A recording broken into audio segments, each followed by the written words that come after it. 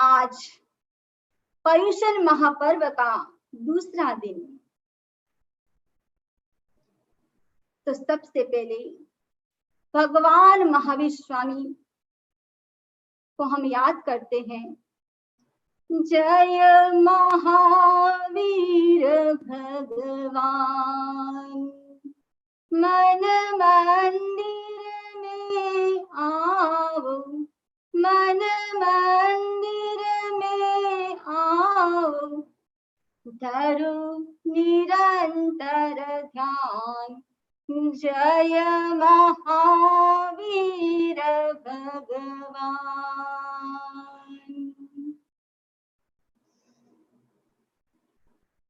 कल हमने सुना था कि भगवान महावीर का जीव नैसार के भाव में सम्यक्त्व की प्राप्ति होती है। प्रश्न हो सकता है कि सम्यक्त्व किसको कहते हैं? श्रद्धा का सैद्धांतिक एक पक्ष है सम्यक दर्शन या सम्यक्त्व। जो तत्व है, 9 तत्व माने गए हैं, जो जैसा है उसको उसी रूप में स्वीकार करना, देव गुरु और धर्म के प्रति श्रद्धा करना, उसको कहा गया है सम्यक्त्व। सम्यक्त्व के 5 प्रकार बताए गए हैं। औपसमिक सम्यक्त्व, क्षायिक सम्यक्त्व, सायक्षमिक सम्यक्त्व, सास्वादन सम्यक्त्व, वेदक सम्यक्त्व। इसमें सास्वादन सम्यक्त्व ऐसी सम्यक्त्व है, यदि जीवन में एक बार प्राप्त हो गई तो वापिस नहीं जाती है। संवेग का वेग इतना प्रबल होता है कि व्यक्ति की धर्म के प्रति श्रद्धा अटूट बन जाती है। उस स्थिति में अनंतानुबंधी क्रोध, मान, माया, लोभ का क्षय हो जाता है। वापिस अनंतानुबंधी क्रोध, मान, माया और लोभ नहीं आते हैं। एक सायिक सम्यक्त्व प्राप्त हो गई तो उसी भाव में व्यक्ति की मोक्ष मिल सकता है। यदि सायिक सम्यक्त्व प्राप्त हो गई, उससे पहले आयुष्य का बंध हो गया है, तो क्या होता है? तो तीसरे भाव में मोक्ष की प्राप्ति हो जाती है।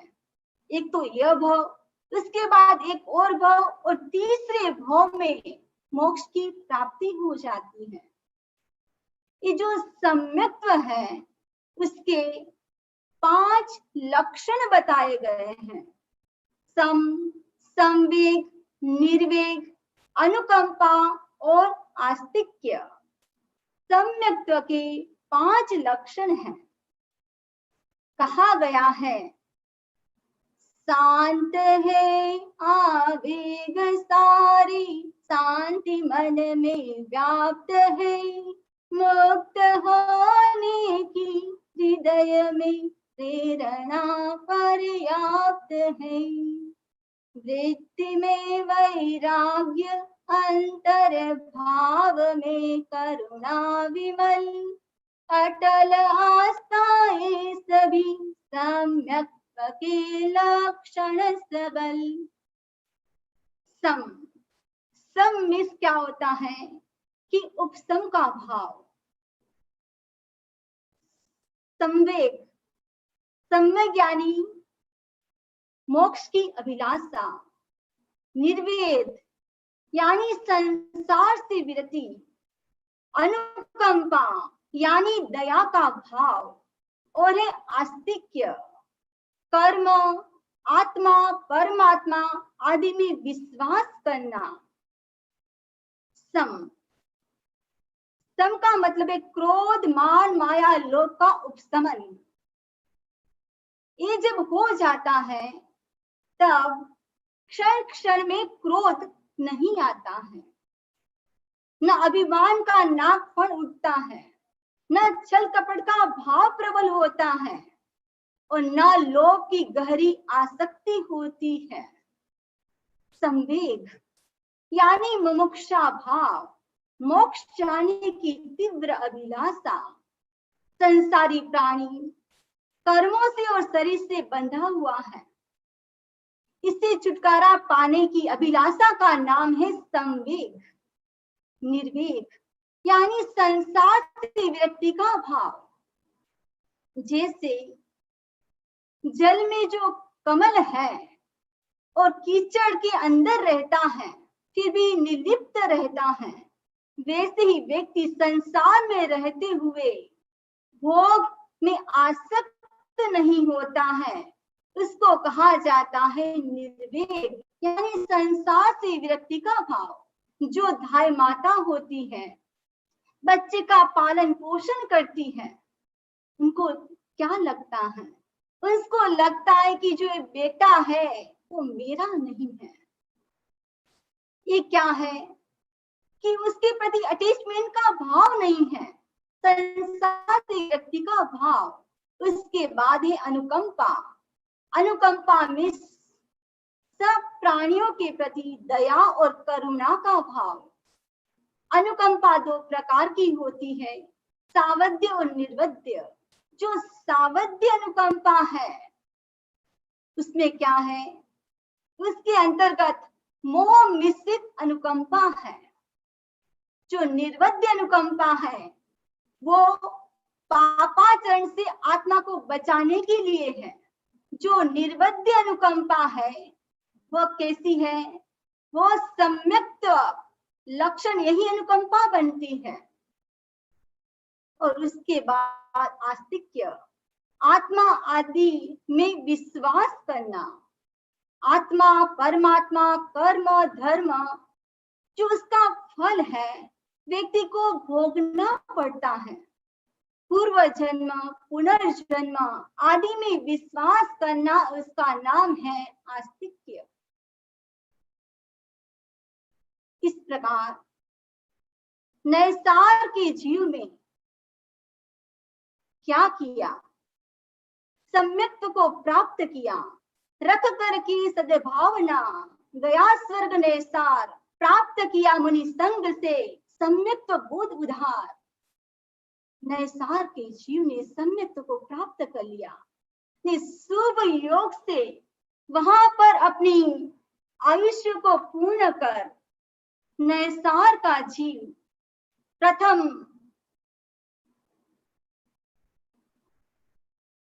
जो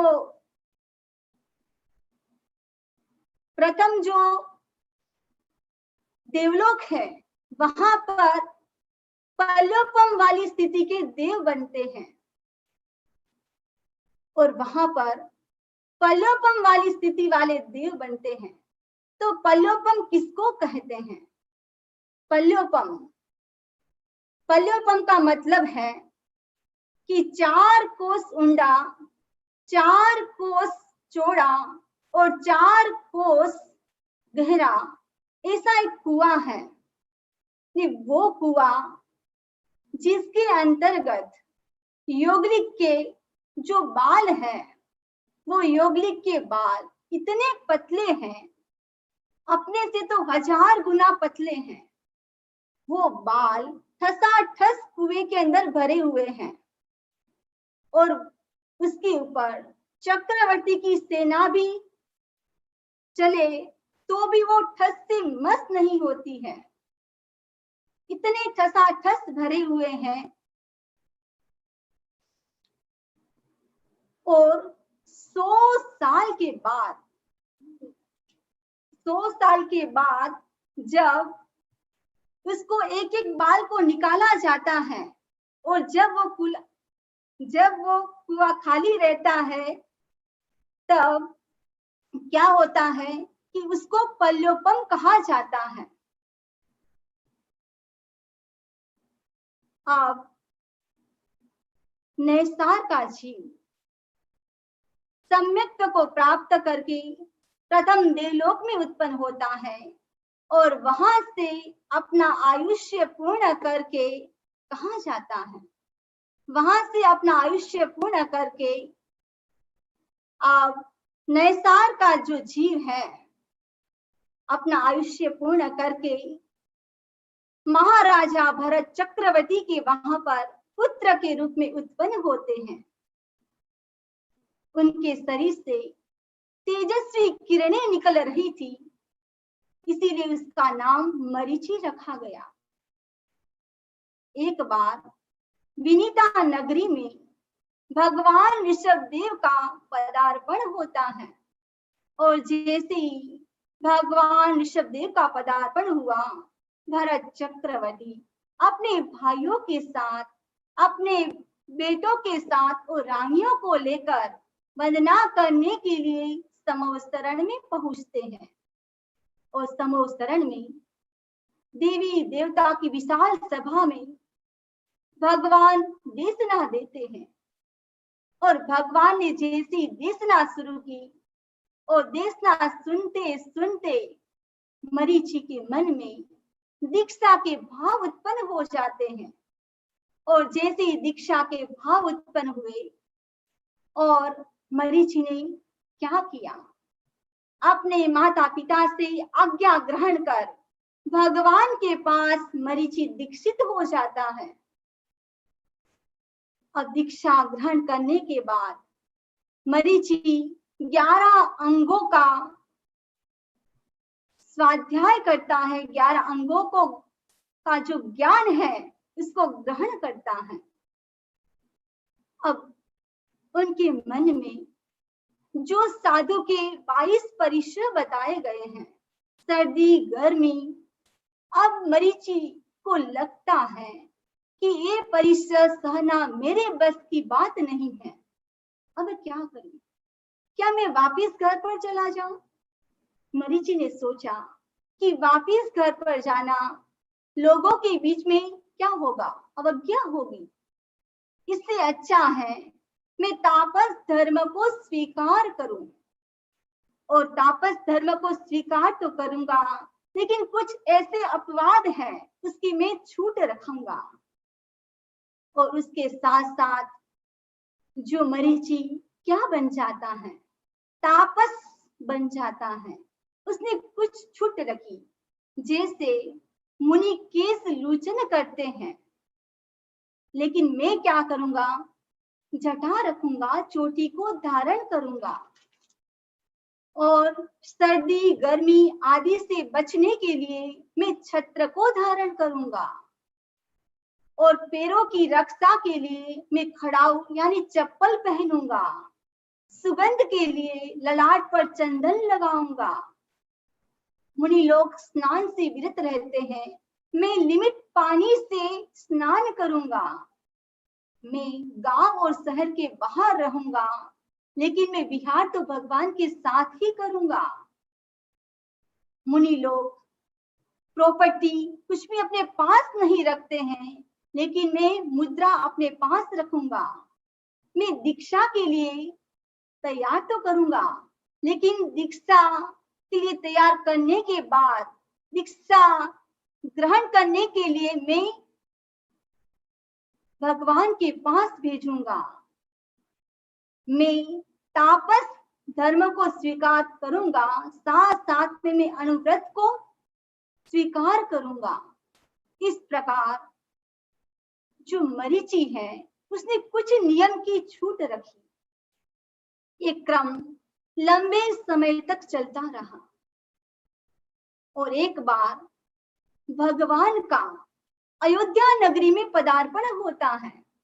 और जैसे अयोध्या नगरी में भगवान का पदार्पण हुआ और देशना के बाद भरत चक्रवर्ती भगवान के पास आते हैं, जिज्ञासा रखते हैं कि भगवान आप इस विशाल सभा में ऐसा कौन सा व्यक्ति है जो इस अवसर पीढ़ी काल का अंतिम तीर्थंकर बनेगा।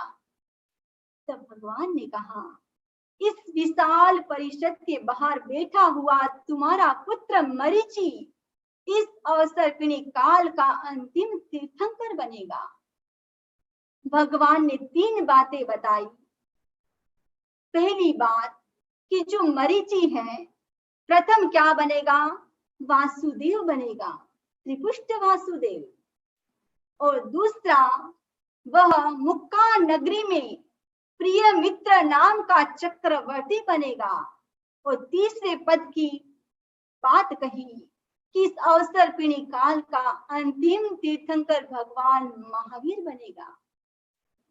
जब ये बात चक्रवर्ती भरत ने सुनी और अपने पुत्र के पास जाता है शुभ संदेश लेकर, और भरत चक्रवर्ती मरीचि को कह रहे हैं, भगवान ने आपके लिए 3 महान पद की प्राप्ति की बात कही है। सबसे पहली बात, तुम वासुदेव बनोगे। दूसरी बात, तुम चक्रवर्ती बनोगे। और तीसरी बात, इस अवसर पिणी काल के अंतिम तीर्थंकर बनोगे। जब ये बात मरीचि ने सुनी, अहम के मारे नाचने लग जाता है कि वाह वाह, मेरे कुल का क्या कहना। इस प्रकार मरीचि अहम के मारे फूला नहीं समा रहा है। श्लोक में कहा गया है, प्रथमो वासुदेवो हम मुक्कायाम चक्रवर्ती हम चरमस्त तीर्थ राजो हम ममाहम उत्तमम कुलम आद्य हम वासुदेवानाम पिता में चक्रवर्ती नाम पितामहो जिनेन्द्राणाम ममाहो उत्तमम कुलम। वापिस मरीचि क्या कहता है? मरीचि कह रहा है कि मैं इस अवसर पिणी काल का प्रथम वासुदेव, मेरे पिता भरत चक्रवर्ती प्रथम चक्रवर्ती, और मेरे परदादा विश्व भगवान पहले तीर्थंकर। इस प्रकार अहम करने के कारण नीच गोत्र का बंध कर लिया। अहम व्यक्ति को कहां से कहां ले जाता है। मरीचि का एक संकल्प था कि मेरे पास जो भी आएगा दीक्षा के लिए मैं भगवान के पास भेजूंगा। मरीचि के पास कोई भी आता तो मरीचि क्या करता? मरीचि उनको भगवान के पास ही भेजता। एक बार एक कपिल आता है और कपिल जैसे उनके पास आया, भगवान के पास भेजा, और कपिल ने कहा कि मैं आपके पास दीक्षा ग्रहण करूंगा, मैं आपका शिष्य बनूंगा। अब मरीचि भी कैसी अवस्था में था? एक रुग्ण अवस्था में, बीमार अवस्था में था। उसने सोचा कि भगवान के जो सिद्धांत है वो भी सही है और जो मेरे सिद्धांत है वो भी सही है। इसीलिए कपिल को अपना शिष्य बना लिया और अंतिम समय तक मरीचि ने क्या किया? कपिल से सेवा ली और वहां से क्या होता है कि अपना आयुष्य पूर्ण कर ब्रह्म देवलोक में देव बनते हैं। इस प्रकार मरीचि का जीव कभी नरक गति में, कभी मनुष्य गति में, कभी त्रियंच गति में परिभ्रमण चल रहा है। जो चौथा भव है वो है देव का भव। देव के भव में उत्पन्न हुए और 5वें भव में तापस के रूप में उत्पन्न होते हैं। वापिस जो छठा भव था उसमें भी तापस के रूप में जन्म लेते हैं। और 7वां भव देव का भव। अलग अलग गतियों में परिभ्रमण हो रहा है। जो 8वां भव है तापस का भव, तापस के भव में उत्पन्न होते हैं। वापिस 9th जो भव है वो है देव का भव।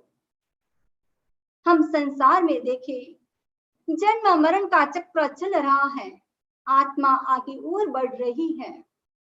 वापिस 11वें भव में, 10वें भव में तापस बनते हैं और 11वें भव में देव का रूप धारण करते हैं, देव बनते हैं। और 12वें भव में ब्राह्मण के रूप में उत्पन्न होते हैं। और 13वां भाव उसमें वापिस देव बनते हैं और 14वां भाव उसमें ब्राह्मण के रूप में उत्पन्न होते हैं। मरीचि के जीव ने क्या किया? उसने अहंकार किया और अहंकार करने के कारण नीच गोत्र का बंधन कर लिया। हम देखें 4 प्रकार की गति है, उसमें नरक गति, नरक गति में क्रोध की बहुलता है। मनुष्य गति के अंतर्गत मान की बहुलता है। त्रियंच गति उसके अंतर्गत माया की बहुलता है और उसके बाद है देवगति। देवगति के अंतर्गत लोभ की बहुलता है। अहंकार के मारे व्यक्ति क्या होता है कि व्यक्ति यदि कुल का मद करता है तो नीच गोत्र का बंधन हो जाता है। अहंकार के कारण व्यक्ति फूला भी नहीं समाता है। यदि किसी को कुछ कह दिया कि जो आपका पोता है दिखने में बहुत सुंदर है, बस इतना सा कह दिया, यदि इतना सा भी कह दिया कि आपकी मुस्कान बहुत अच्छी है, बस एक वाक्य बोला, कह दिया कि आपके जो दांत है वो दांत भी मोती जैसे चमकते हैं, बस इतनी सी बात कही। यदि कह दिया जो आपकी बेटे की जो बहू है वह बहुत सुंदर है, स्मार्ट है, तब व्यक्ति को कितना अच्छा लगता है। व्यक्ति बात तो भूल जाता है लेकिन लगता है कि मुझे अच्छा कहा था। यदि व्यक्ति को इतना भी कह दे कि आपकी चप्पल बहुत अच्छी है, आपका ड्रेस अच्छा है, आपके चश्मे अच्छे हैं, ये सब क्या है? ये सब तो संयोग है। हम संसार में देखें, परिस्थिति अनुकूल भी आती है, प्रतिकूल भी आती है, लेकिन अनुकूल परिस्थिति भी हमेशा रहने वाली नहीं है और प्रतिकूल परिस्थिति भी हमेशा रहने वाली नहीं है। ये जो संयोग है वो तो आते हैं और जाते रहते हैं। यदि कोई निंदा करता है तब व्यक्ति के मन में क्रोध का भाव आता है। यदि कोई प्रशंसा करता है तो मान का भाव आता है। निंदा पीठ के पीछे की जाती है और प्रशंसा सामने की जाती है। निंदा करते हैं तो हमारा वो शत्रु जैसा लगता है और प्रशंसा करता है तो वो हमारा मित्र बन जाता है। ये सब क्या है? यदि प्रशंसा को व्यक्ति सुन लेता है उसके कारण मान होता है और मान के कारण व्यक्ति नीच गोत्र का बंधन कर लेता है। छोटी छोटी बातों को लेकर क्या होता है? ये छोटी छोटी बातें हैं, लेकिन छोटी छोटी बातों में भी व्यक्ति को अहंकार आ जाता है। ये अहंकार भी कैसा है? वो अहंकार भी नरक गति, त्रियंच गति में ले जाने वाला है। इसीलिए जो ये अहंकार ऐसा नहीं है कि अहंकार जो धनपति है, जो बिलियन बिलियन डॉलर जिसके पास है, मिलियन मिलियन डॉलर जिसके पास है, उनको भी अहंकार है। गरीब को भी अहंकार हो सकता है, वस्तु के आधार पर डिपेंड करता है। धनवान को धन का अहंकार, तपस्वी को तपस्या का अहंकार, रूप कि जिसके पास अच्छा है उसको रूप का अहंकार, जिसके पास ज्ञान है उसको ज्ञान का अहंकार हो सकता है। लेकिन जो ये अहंकार है उसको क्या करना है कि उससे दूर रहने की कोशिश करनी है। व्यक्ति अहंकार के मारे फूला नहीं समाता है। हम देखें राजा महाराजाओं के जीवन को कि हर व्यक्ति के जीवन में उतार चढ़ाव आया है। कृष्ण महाराजा के जीवन को देखें, जिसका जन्म कहां पर हुआ, जिसका जन्म भी झील में हुआ। खुशियां मनाने वाले कोई नहीं थे। और मृत्यु कहां पर हुई? जंगल में, जहां पानी पिलाने वाला कोई नहीं था। मनुष्य मर रहे हैं, लेकिन व्यक्ति सोचता है मैं अमर हूं। कुछ भी परमानेंट नहीं है। हम देखें कि तो ना तो धन परमानेंट है, ना राजपाट परमानेंट है, कुछ भी परमानेंट नहीं है। इसीलिए ना तो व्यक्ति को बल का अहंकार करना चाहिए। व्यक्ति के पास बल भी होता है, कुछ इतने बलवान होते हैं, एक मुट्ठी मारते ही सामने वाला व्यक्ति गिर जाता है। कभी कभी ऐसी स्थिति आती है कि उस समय वह व्यक्ति इतना बीमार भी पड़ जाता है तो वो मक्खी भी नहीं उठा पाता है। इसलिए बल का भी अहंकार नहीं करना चाहिए। रूप का अहंकार, रूप का भी अहंकार नहीं करना चाहिए। सनत कुमार चक्रवर्ती, जिसकी घटना आगम में आती है, जिसको अपने रूप का अहंकार, इंद्र ने सभा में, देवलोक में, देवों के बीच में कहा कि सनत कुमार चक्रवर्ती का जैसा रूप है, ऐसा रूप तो किसी के पास नहीं है। देवता स्वयं आते हैं मनुष्य लोक में, और सनत कुमार चक्रवर्ती जैसे ही स्नान करके निकलते हैं, और सनत कुमार चक्रवर्ती ने कहा कि मेरा रूप देखना हो तो अभी नहीं, राज दरबार में देखना, जब मैं सज धज कर आऊं। और जैसे ही देवता वापिस पहुंचते हैं तो उसके शरीर में कुष्ठ रोग हो जाता है। व्यक्ति किस बात का अहंकार करता है? रूप का। व्यक्ति अपने फोटो को देखकर खुश होता है। कौन सा फोटो? जो अपने बेडरूम में है, लिविंग रूम में है, उसको देखकर खुश होता है। यदि व्यक्ति अपने आई कार्ड और पासपोर्ट में जो फोटो है उसको देखे तो पता चले। ना तो ऐश्वर्य का अहंकार करना चाहिए, और ना तपस्या का अहंकार, ना श्रुत, ना ज्ञान का अहंकार करना चाहिए। ज्ञान क्षम अच्छा है तो ज्ञान आज है, लेकिन क्या पता कभी ऐसा भी उदय हो जाता है, आज जो बात याद है कल व्यक्ति भूल जाता है। इसलिए ज्ञान का भी अहंकार नहीं करना चाहिए। राजा भोज, जिनको अपने ज्ञान पर अहंकार था, और राजा भोज को एक बार इच्छा हुई कि राज्यसभा में नए नए व्यक्ति आए और नई नई कविता सुनाए। और राज्यसभा में 3 व्यक्ति ऐसे थे कि पहला व्यक्ति एक बार कविता सुने और याद हो जाए, दूसरा व्यक्ति ऐसा 2 बार सुने और याद हो जाए, तीसरा व्यक्ति ऐसा कि 3 बार सुने और याद हो जाए। अब राजा ने कहा, राजा भोज ने, कि जो कोई नई कविता सुनाएगा उसको इनाम दिया जाएगा। एक व्यक्ति आता है और नई कविता बनाकर, अब राजा भोज ने कहा ये तो मेरा पहला व्यक्ति भी जानता है, दूसरा भी जानता है, तीसरा भी जानता है, क्योंकि जो पहला व्यक्ति था उसको एक बार सुनते ही याद हो जाता था, जो दूसरा था उसको 2 बार सुनते याद हो जाता था, और तीसरा था उसको 3 बार सुनते ही याद हो जाता था।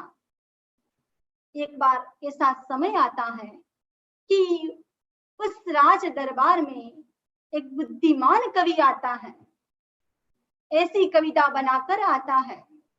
उसने कहा उस कविता के अंदर राजा भोज से कि आपके पिता ने मेरे पिता से 1 लाख स्वर्ण मुद्रा ली थी। उस कवि ने कहा कि आपका पहला व्यक्ति भी जानता है, दूसरा भी जानता है, तीसरा भी जानता है, और शेर को सवा शेर मिल ही जाता है। इसीलिए व्यक्ति को ज्ञान का भी अहंकार नहीं करना चाहिए। 8 प्रकार का अहंकार बताया गया है। जाति, कुल, बल, रूप, तपस्या, श्रुत, लाभ और ऐश्वर्य का अहंकार। इस अहंकार से दूर रहने की कोशिश करनी चाहिए। हमने सुना भगवान महावीर का जो जीव है, नैसार और मरीचि के बारे में हमने सुना, उन्हें किस प्रकार अपने सत्कर्म और दुष्कर्म से किस प्रकार भगवान महावीर की आत्मा रणवीर से युद्धवीर बनती है, उसके बारे में हम जिक्र करेंगे।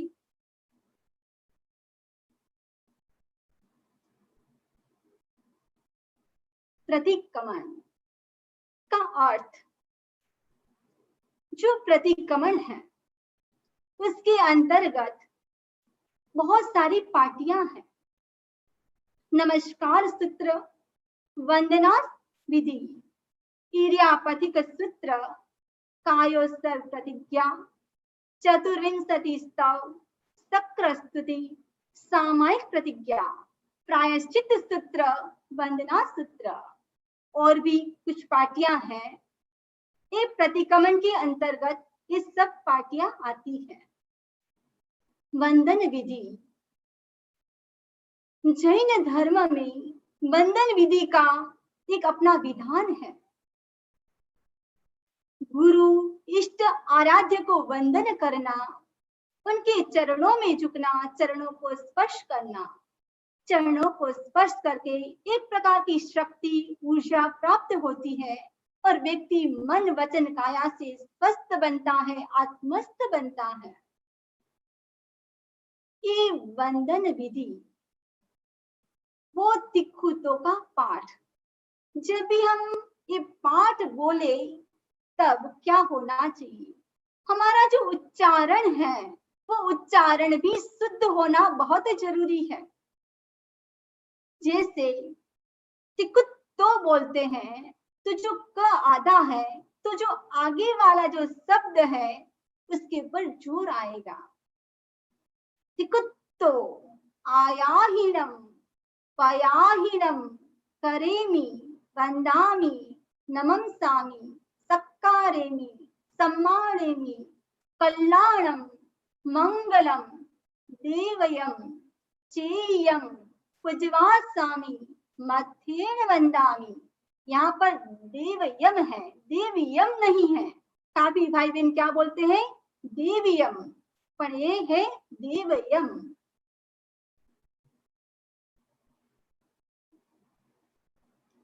तिकुत्तो, तिकुत्तो मीन्स 3 बार। आयाहीनम मीन्स दाएं से बाईं ओर, राइट से लेफ्ट जाना है। पयाहीनम यानी प्रदक्षिणा करनी है, 3 बार राइट से लेफ्ट प्रदक्षिणा करनी है। करेमि यानी करता हूं, वंदामि में स्तुति करता हूं। ये क्या है, ये शरीर की नम्रता है।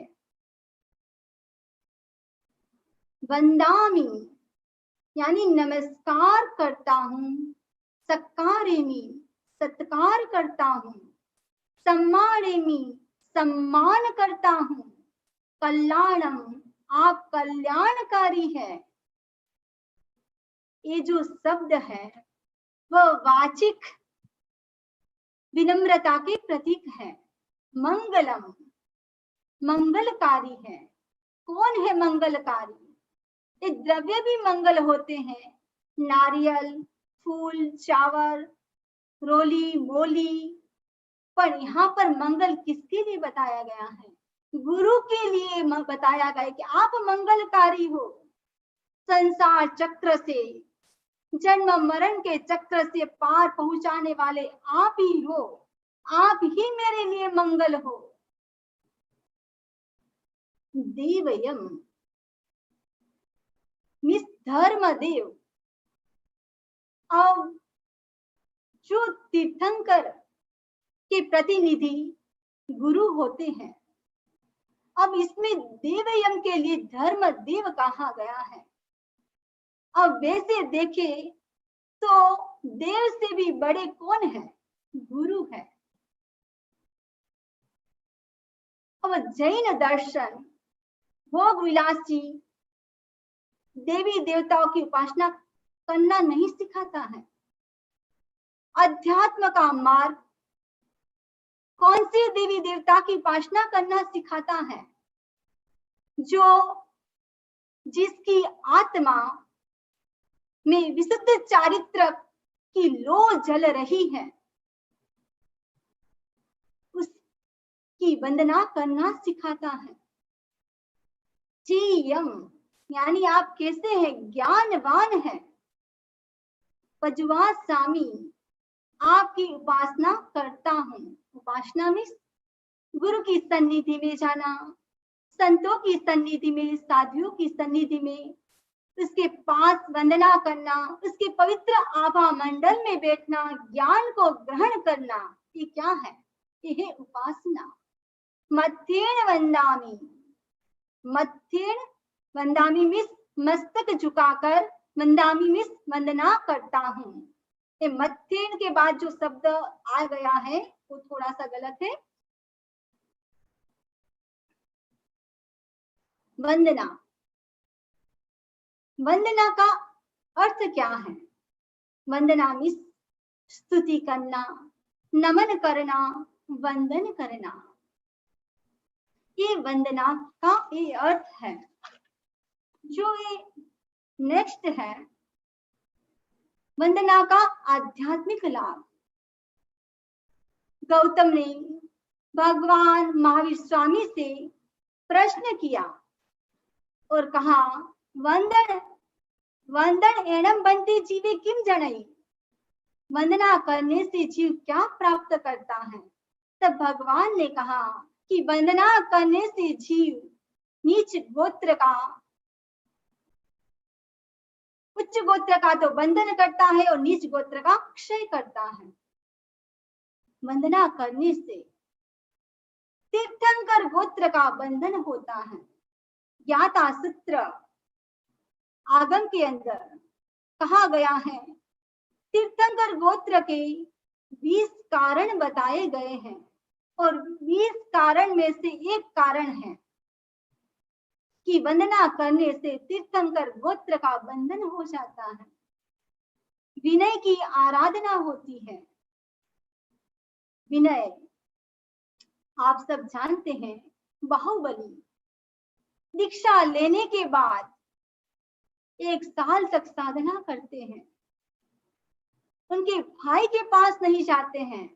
उनके जो छोटे भाई पहले दीक्षित हो गए थे, ये वो बड़े थे और ध्यान में लीन थे। तब उनकी बहनें आती है, ब्राह्मी और सुंदरी, और कहती है, भैया हमारा गज थकी उतरो। गज मिस क्या?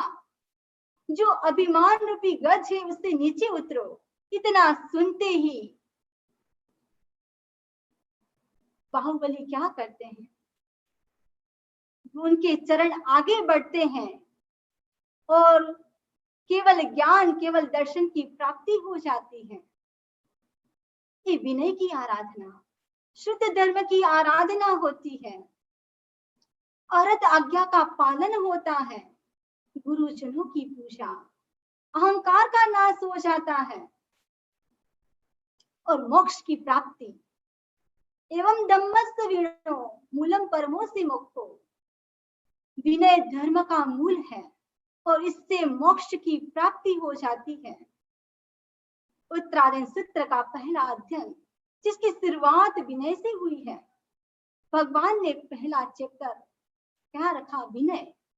नमस्कार महामंत्र में देखो तो पहला अक्षर क्या है? नमो, यानी व्यक्ति झुकते से ही उनका अहंकार नष्ट हो जाता है। वंदना के व्यवहारिक लाभ। वंदना करने से क्या लाभ? एक तो वंदना करने से विनम्रता बढ़ती है। झुकता वही है जिसमें जान है। अक्कड़पट तो खास मुद्दे की पहचान है। जिसमें कुछ ऐसा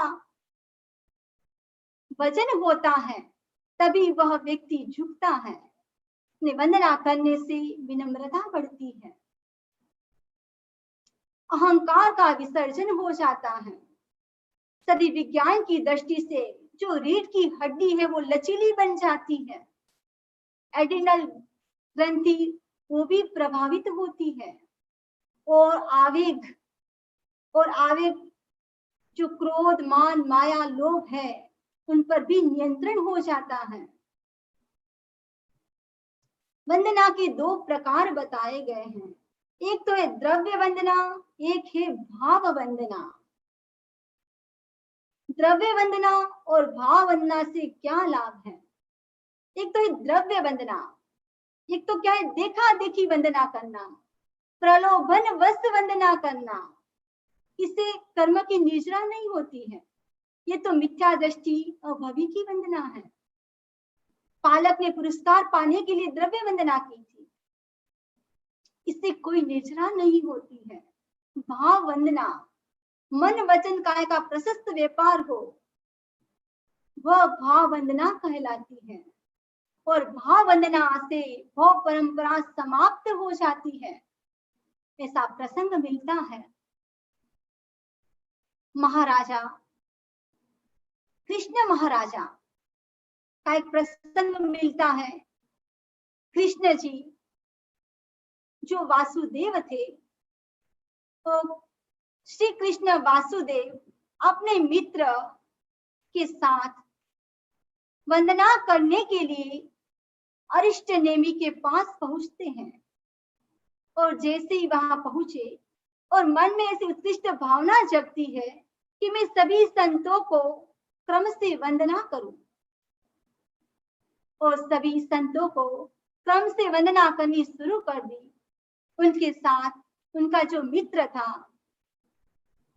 वह मित्र भी क्या करता है, देखा देखी वंदना करना शुरू कर देता है।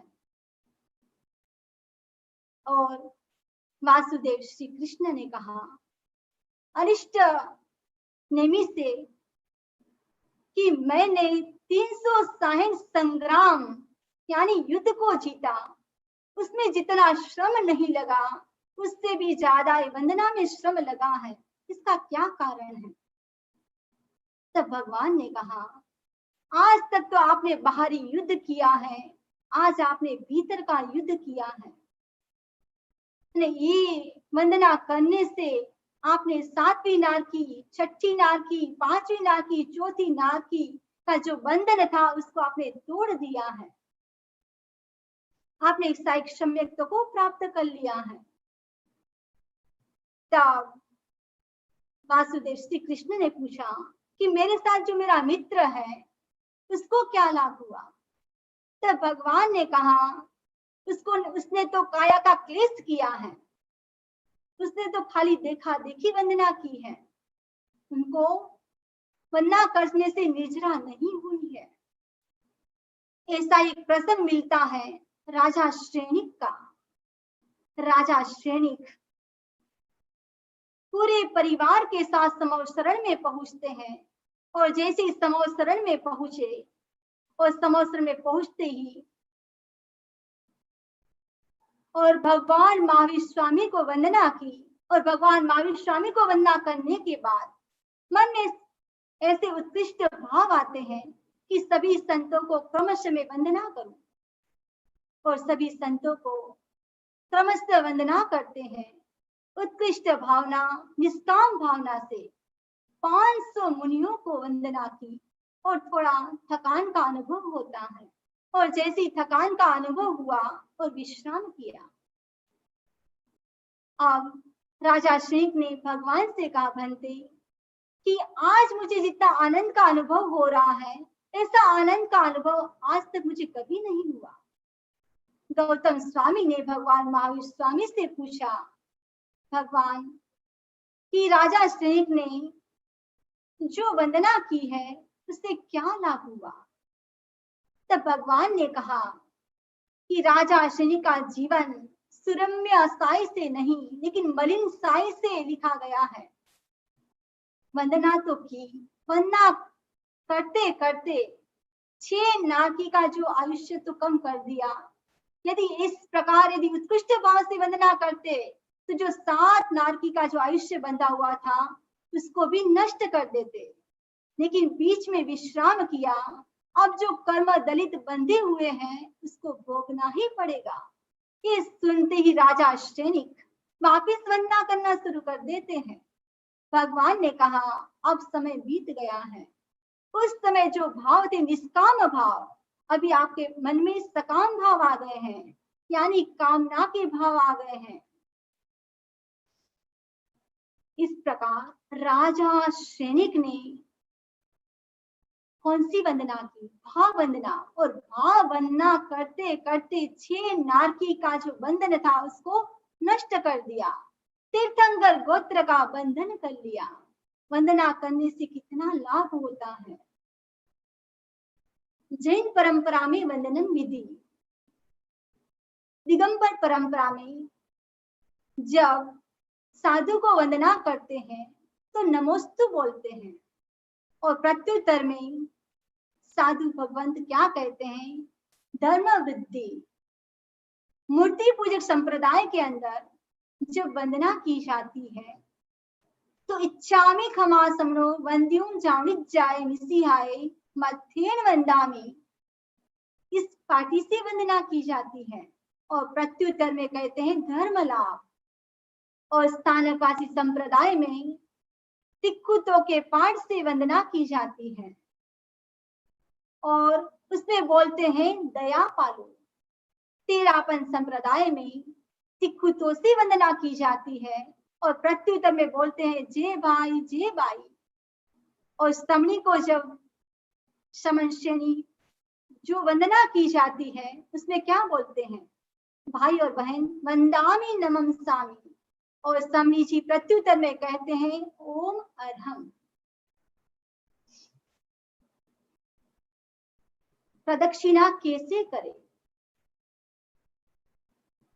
अब जब तिक्कुतों से जब वंदना करते हैं तो दोनों हाथ बद्धांजलि, यानी दोनों हाथ जुड़े हुए होने चाहिए। दोनों हाथ नाभि के पास, दाईं ओर से प्रारंभ, ललाट तक गोलाकार, पुनः नाभि के पास, इस प्रकार 3 बार। कि मूल हमारा जो हाथ है वो कहाँ पर होना चाहिए? वो आनंद केंद्र के पास। और वंदना राइट से स्टार्ट करनी है, राइट से लेफ्ट। वो भी नाभि का भाग है तेजस केंद्र, वहां तक हाथ हमारे जाएंगे। और ज्योति केंद्र यानी यहाँ से, ऐसे नहीं कि उससे आगे हमारे हाथ चले गए, यहाँ से यहाँ, इस प्रकार 3 बार प्रदक्षिणा करनी है। वंदना 3 बार क्यों? 2 बार नहीं, 4 बार नहीं, वंदना 3 बार ही क्यों की जाती है? काफी भाई बहन का यह प्रश्न रहता है। वंदना 3 बार इसलिए की जाती है, ज्ञान दर्शन और चारित्र को वंदना की जाती है और मन वचन और काया से वंदना की जाती है। मन से वंदना यानी भाव वंदना की जाती है, वचन से भी वंदना होती है, वो भी जो पाठी बोलते हैं उसका शुद्ध उच्चारण करके वंदना की जाती है। और काया से वंदना, जो काया से वंदना की जाती है वो काया से वंदना कैसे? 32 दोषों को टाल कर वंदना की जाती है। एक तो वंदना करते हैं कि तिरस्कार के साथ वंदना करना और गर्व के साथ वंदना करना, अपने गौरव के साथ वंदना करना, इस प्रकार के जो दोष है उसको टाल कर वंदना की जाती है। और काया से वंदना, जो काया से वंदना की जाती है वो भी 5 प्रकार से है। प्रथांग यानी केवल किससे? केवल सिर झुकाकर वंदना करना। व्यांग यानी दोनों हाथ जोड़कर वंदना करना। त्रियांग यानी मस्तक और दोनों हाथ झुकाकर वंदना करना। चतुरांग मिस 2 हाथ और दोनों घुटनों को झुकाकर वंदना करना। पंचांग वंदना, दोनों पैर जो घुटने हैं वो धरती के ऊपर टिकाकर, दोनों हाथों को जोड़कर, और जो हमारा मस्तक है उसको शरीर में झुकाकर वंदना करना, वो है पंचांग वंदना। जब हमारा मस्तक धरती पर टच करता है तो उसका प्रभाव हमारी नाभि पर पड़ता है। जो गर्भ शिशु होता है उनका शरीर का संबंध माँ की नाभि से होता है। आयुर्वेद में कहा गया है यदि जो हमारा जो पेट है, यदि हमारा पेट एकदम क्लीन हो जाता है तो व्यक्ति स्वच्छ है, स्वस्थ है। यदि हमारा पेट क्लीन नहीं होता है तो क्या होता है? तो ऐसा माना जाता है कि शरीर में रोग का जाल बन जाता है। वंदना दाई से बाई ओर क्यों इसलिए की जाती है कि जो हमारा जो राइट हिस्सा है वो ऊर्जा का प्रतीक है, वहां पर ऊर्जा का संचरण भी होता है। हम देखें सूर्य चंद्रमा भी मेरु पर्वत की प्रदक्षिणा दाएं से बाएं करते हैं। जो घड़ी का कांटा भी है वो भी राइट से लेफ्ट घूमता है।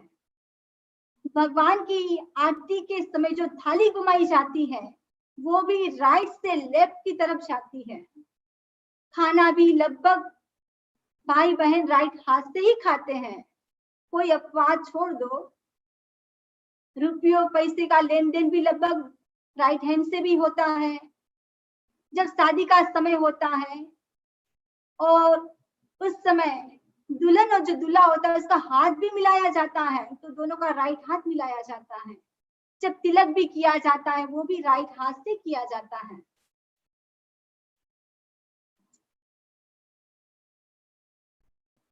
अब 5 अभिगम बताए गए हैं। जब गुरु सन्निधि में जाते हैं, राजा महाराजा जब तीर्थंकर को वंदना करने के लिए जाते थे तो 5 बातों का ध्यान रखते थे। तो जब गुरु के पास भी वंदना करने के लिए जाए तो 5 बातों का विशेष ध्यान रखना चाहिए। यदि आपका बेटा हॉस्टल में जा रहा है तो भी वो भी क्या करता है, एकदम तैयार होकर जाता है, अपने कपड़े की पैकिंग करके जाता है, साथ में जो नाश्ता चाहिए वो भी लेकर जाता है। घर में उसका जो नाम है उस नाम को तो वो दिमाग से निकाल देता है। अब वो कहाँ जा रहा है, हॉस्टल में जा रहा है, उसकी जो आइडेंटिटी है उसको पुरानी आइडेंटिटी को छोड़कर नई आइडेंटिटी को लेकर जाता है। और जो भी प्रमाद है आलस्य को छोड़कर जाता है, उसी प्रकार जब भी गुरु सन्निधि में जाए तो वो भी आलस प्रमाद को छोड़कर विशेष 5 बातों का ध्यान रखे। सचित द्रव्यों का वर्जन, जो सचित द्रव्य है फल फूल आदि पास में नहीं होना चाहिए क्योंकि ये सब क्या है, सचित है। एक तो सचित, इसका एक अर्थ यह भी होता है कि जो हमारा चित्त है वो दूसरों के प्रति यदि आसक्त है, दूसरी बातों के प्रति, तो उसको भी छोड़कर जाए। अचित द्रव्यों का वर्जन, शस्त्र है, मुकुट है आदि को भी छोड़कर जाना चाहिए। आप अचित द्रव्य में देखें, जो चप्पल है वो भी बाहर छोड़े तब भी कैसे छोड़े, व्यवस्थित छोड़े।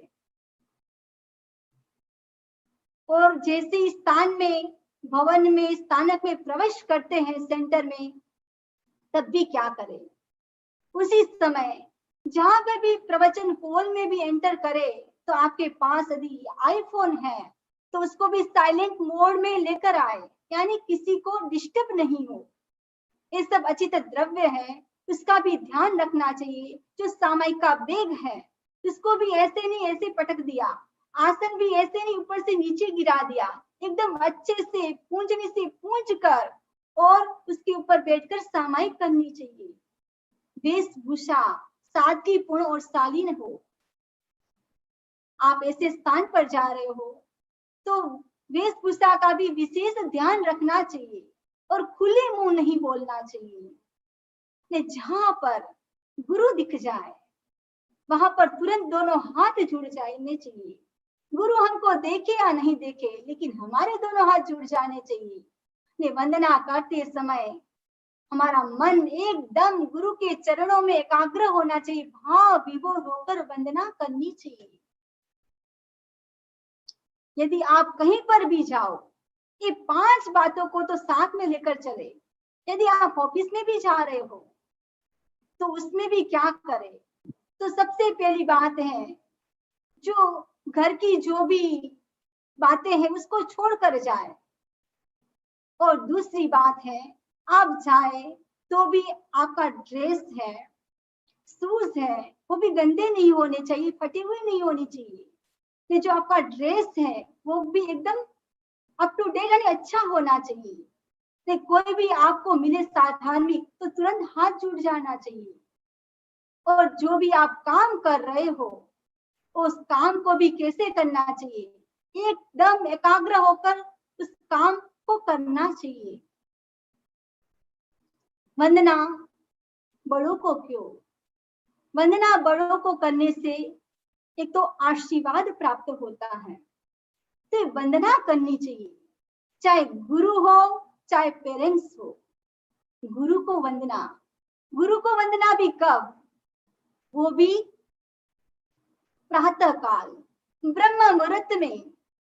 आचार्य श्री तुलसी ने कहा है, अमृत बेला में सदा गुरु को करे प्रणाम, ध्यान जब स्वाध्याय सबो तदंतर काम। पहले गुरु वंदना। ब्रह्म मुहूर्त, अमृत बेला में ब्रह्म मुहूर्त, वो सत्वगुण प्रधान होता है। उस समय मन एकदम शांत होता है, हमारा दिमाग एक्टिव होता है। उस समय सेरोटोनिन नाम का एक द्रव्य निकलता है जो एक अतिरिक्त आनंद की अनुभूति कराता है। इसीलिए जब बिस्तर से बाहर शिष्य जाए तो सबसे पहले क्या करे? गुरु वंदन, गुरु को वंदन करना चाहिए। यदि गुरु पास में है तो उसकी सन्निधि में जाए, यदि गुरु से दूर है तो वहां वंदना करे।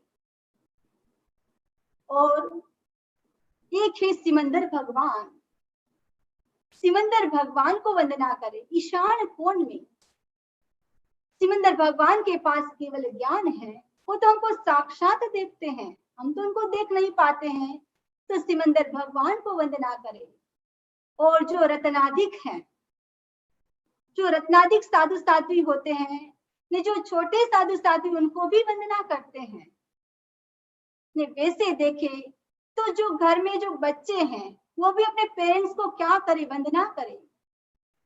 एक समय था कि सुबह उठने के बाद स्कूल जाने से पहले बच्चे अपने पेरेंट्स को वंदना करते थे। आज भी काफी बच्चे करते होंगे। ये करने से क्या मिलता है? बड़ों का आशीर्वाद मिलता है, हमारा जो आभा मंडल है वो पवित्र बनता है, एक अलग प्रकार की शक्ति की प्राप्ति होती है और बड़ों से प्रेम, वात्सल्य और स्नेह मिलता है। वंदना करने से कितने सारे लाभ हो सकते हैं। और वंदना करने से विनम्रता का विकास होता है और अहंकार का विलय होता है। अब हम क्या करेंगे? एक बार वंदन विधि का प्रयोग